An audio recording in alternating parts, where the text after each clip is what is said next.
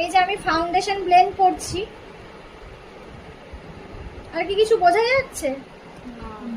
বোঝা যাচ্ছে না তো, পুরো সব হাইড হয়ে গিয়েছে। হয়েছে এখানে আমি কালারগুলো হাইড করে তারপর আমি ফাউন্ডেশন দিয়েছি, তাই জন্য এত সুন্দর স্মুথ ফিনিশ এসছে। এবার দেখ আমি ডিরেক্ট এই কালারগুলোর কোনো কিছু হাইড না করে ফাউন্ডেশন দিচ্ছি, কিছুই হবে না। দেখো কালারগুলো ভিজিবল হচ্ছে, হাইড হয়েছে কি বোঝা তো যাচ্ছে। তাও আমি বেশি করে ফাউন্ডেশন নিয়ে দিলাম। এখানে যতটা আমি কম পরিমাণে ফাউন্ডেশন দিয়েছি, এখানে তার বেশি পরিমাণে আমি ফাউন্ডেশন ইউজ করলাম, তবুও দাগগুলো হাইড হলো না। অরেঞ্জ বোঝা যাচ্ছে, আর কালচে এখানে রেড কালার বোঝা যাচ্ছে, এখানে ব্ল্যাক বোঝা যাচ্ছে, এখানে ব্রাউন বোঝা যাচ্ছে, এখানে গ্রিন বোঝা যাচ্ছে, এখানে ইয়েলো বোঝা যাচ্ছে। অনেকটাই আমি ফাউন্ডেশন দিয়েছি এইখানের তুলনায়।